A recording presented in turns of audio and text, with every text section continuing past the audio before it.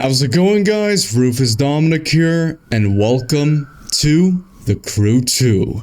This is probably the most time I ever spent in a game, personally. This is the game that I spend the most time on, well, hours put in. And overall, I still love this game. The car variety in this game is just amazing. From boats, cars, helicopters, planes, monster trucks, you name it. In today's video, I'm gonna be showing you guys, well, not showing you guys, but doing a bunch of random stuff in The Crew 2 that I think you guys will find pretty entertaining. So without any further ado, let's get right into it, shall we? Now, just to warn you guys, I'm gonna be playing on Ace difficulty. That's right. The highest level of difficulty you could ever ask for. Jeez Louise, this is loud, okay.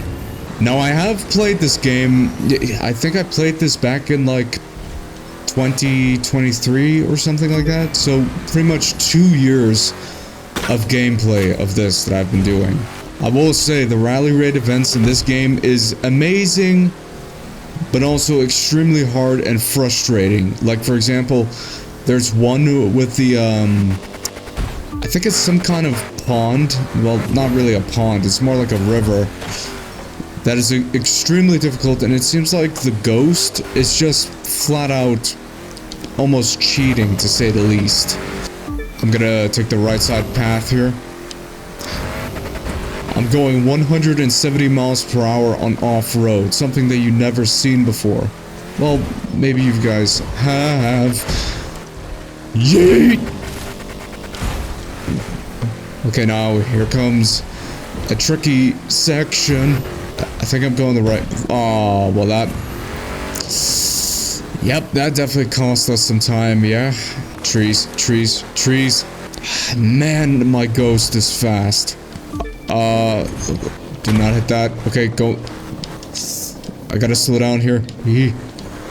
That section that I'm going in right now, this is probably one of the most difficult sections because if you just panic for a split second, you lose.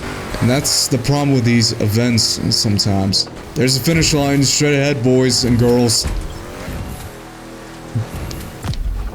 And that's what you call a victory.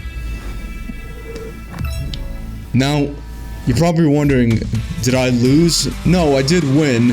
You can still beat your ghost if you want to, but I generally like to focus on the main time that they offer. I think let's do a motocross race. Yeah, let's do a motocross race. This, guys, is a motocross race. Now, I will say, back in the day, I used to rage on this pretty hard because the AI was right up in your face like that. And ever since, it's just been really annoying. Too much. Okay, somehow I recovered that. Oh, jeez. I'm surprised my character can even withstand such huge jumps that pretty much break both his legs in half. Like, the landing on this is so hard. Not to mention the AI on this thing is fast. Extremely fast. They're currently right behind us. I know you guys can't see the minimap in the bottom right of your screen. I'm sorry for that, guys, but it is what it is. And by the way, this is Ace difficulty 2, by the way. Just to warn you, I have the best parts available. What I mean by that is the best upgraded parts. But the upgrades, the way they work in this game is a lot different and a lot more weirder, to say the least. It's not no Need for Speed Payback that you have to gamble for the part that you want. That's not the case here. And full front flip, boys! I forgot, you can actually do tricks on this. But unfortunately, if you go a little too crazy, backflip, you can't actually hurt yourself. Why is there just random pedestrians walking on the track? Do you guys see this? Why? This is a demo derby, guys. So You know what to expect. Tons of aggression and tons of destruction. Oh my jeez Louise. I will say, the main hardest events for me in this game was definitely the demo derbies, hands down. I used to rage pretty hard on this. The heck. Well, there goes my tires. Get spun out, boy! Yeah, those 10,000 points are mine! How many times am I gonna run into those stupid punching bags? Oh, come on, that really should have counted. I don't know what's best to either... Oh boy, I'm low HP. I'm dead. Not if I destroy myself, though. I pretty much denied them that kill. Literally denied them that, the kill. 17,000 points because I took them down and a bunch of bonuses, too. Oh, in this game, it's so satisfying to wreck the AI. To just go... Okay, not like that. Get out of here, bro. What was that? Aw, man, somebody stole the kill from me. Hey, Sophia. Well, that was a bit of a wacky thing that I just did. Oh, come on. The moment I try to hit something, the AI just comes in and ruins everything. Oh, here's a... Aw, man, I was about to ram that dude. Okay, we better pick up the pace, because this is not what you call, okay? That was a good hit. Oh, there's Gorgon. Come here, bro.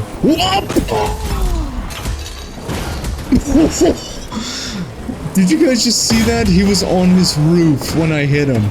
Literally. Oh, come on. You had to nail me straight into those things. Okay, unfortunately, I'm in critical damage, which is not what you want. I'm going for that repair party. But I better go. This might be close. That was close. We only have 50 seconds left. That was a good frontal hit. Oh, come on. I was about to tailfish you, bro. Oh, hey, Sophia. Yes, I got the credit for that kill. Nice. Maybe even another one. What? I somehow did no damage to him. Well, that time I did damage, but what was that about? I have over 88,000 points. Make it 100,000. I stole it. I think that's another first place victory, guys. Yep. In this game, wrecking the AI in Demolition Derby is so satisfying for some reason. It just is. It just is so satisfying to do it. I'm not sure why, but I like it. Okay, guys, this one is a drift event. So here we go. Now I will say I'm not the best at drifting, but I can do something. And by the way, this is my favorite drift car in the drift class. You guys probably saw it coming. Besides, I'm actually a big Mustang fanboy. I would say it's even better than the Camaros. I know that might be definitely a huge debate, but in my opinion, Mustangs are better than Camaros.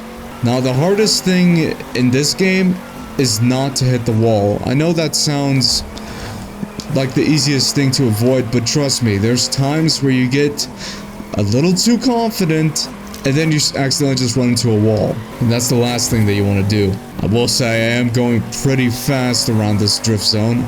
As well as the drifting mechanic in this game is pretty satisfying, but I might argue Need for Speed Payback's drifting mechanic is even better and more satisfying. Well, in my opinion. I know you guys might differ. Besides, we're all different, you know? We can't change who we are. We only have 10 seconds left on the clock.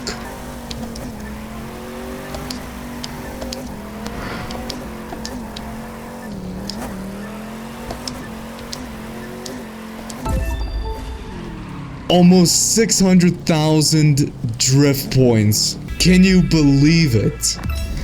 Now, just to warn you guys, I was running a part set that gives me more points. I forgot what it was called, but I think you veterans know exactly what I'm talking about. Should we jump into another event? I think we should. Yeah, we definitely should. What was the most annoying class in the Crew 2? I think it's very obvious and the most frustrating.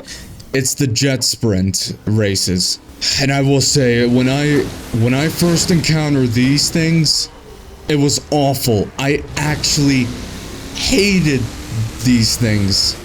But later, it's not as bad as it seems. And by the way, this is ace difficulty, so hang on to your butts. As well as this is definitely the most annoying race in the bunch because not only it's very tight and cramped in here, it's also extremely easy to mess up. And besides, if you can make it through one lap, then that's amazing. However, unfortunately, this race is a 2-lap race, which that's just mind-blowingly frustrating. Because I will say, even for you new players, this is still one of the most frustrating events in the freaking game. And I'm not arguing with it. I agree with you. The AI is also extremely fast, even on, you know, normal difficulty, which is not okay at all. As well as this class requires your full concentration, which is something that is gonna make you stressed, which I will say, this class, this definitely makes you really stressed and really upset. And there's a good reason for that, because the vehicles in this class is extremely twitchy. Like, it seems like if you turn slightly to the left or right, it just instant turns to the direction that you were heading. There's that first place, boys. And that's what we call a first place finish. And probably one of the most frustrating classes to play with. I will say, if you get the mechanic down, it's actually not that bad. But I know if you're first starting out, this might be one of your most hated classes in this game. So, you guys probably wonder what my favorite car is. Well, it's simply this. But there's a caveat to it though. The 2010 Ford Mustang Shelby GT500 Super Snake. But I wanted to look, if I get one of these, I wanted to make it look like similar to what I've customized in this game of my Ford Mustang in this game. And as you can clearly see, this thing is fast for a tune. I'm going 241 miles per hour. And this thing handles good because its sheer weight keeps it planted to the ground, which I guess is no surprise. And before you ask, does a Mustang? You don't turn off traction control. If you do that in real life, you're just asking to crash it. So it's more user error than the car, so it's your fault for putting it in zero traction control. You need to put on traction control or else you will crash. Another thing I like about this game is 100% the graphics. It's so pristine, you don't even know. It's so crispy, it's vibrant, it's colorful, and all around good. Now, I will say, when you explore the map, there is some very janky rocks and stuff, which in general, that's to be expected, right? But it seems like Ubisoft really did it this time. I'm not sure why they made the map so jagged of their rocks and stuff, but they generally just did. And I still don't understand why. We're already 60% through this race. Why is there a giant cow here? Why? Why would you add that to the map? Like, what?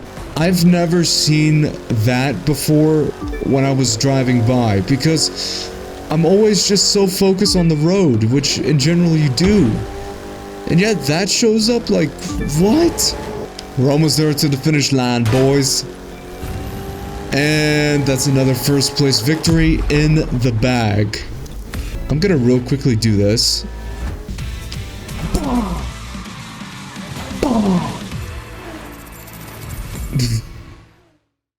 This might be one of my favorite hypercars in this game, as well as in real life. The Koenigsegg 1-1. Or in general, the Koenigsegg 1. Here we go, boys. Now, the steering of the hypercars is a bit, talk about disrespectful there. The steering in this game of the hypercars, it seems like if you go off the road, you lose a lot of speed.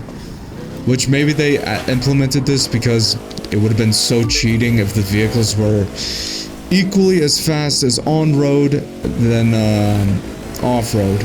And what I'm trying to say is it's a good thing that they're not the same speed as off-road than they were on-road. Because could you imagine a hypercar going at 250 miles per hour off-road and have no penalty? Yeah, that would just be blatantly be cheating by that point, which in general it probably is. No, it definitely is. It definitely is. Big jump, boys! Woo! Now I will say, if this car did that jump, it would be more than broken. It might be completely destroyed, if I'm being honest, with not only the suspension, and also the bodywork will also be ruined. I'm going 280 miles per hour here. Oh, jeez. Well, the good news is the brakes on the hypercars are extremely good, so you don't have to worry if you crash. So that's a good thing, right? Yeah, probably is. I'm going 260 miles per hour on a highway. That's something you never see every day. Unless you're a Dwayne road hazard. I can smell the first place victory, boys. I tried to drift, it didn't work. The drifting in this game with normal vehicles is not really what I would call drifting. Unless you want to count that as drifting, what I did right there. That's another first place victory in the pocket. What else is there to say about it? Nothing. Guys, I think I'll call the gameplay here. If you guys enjoyed it, make sure to smack that like button and that subscribe button. And, as always, stay happy, stay fast, stay graceful. Bye.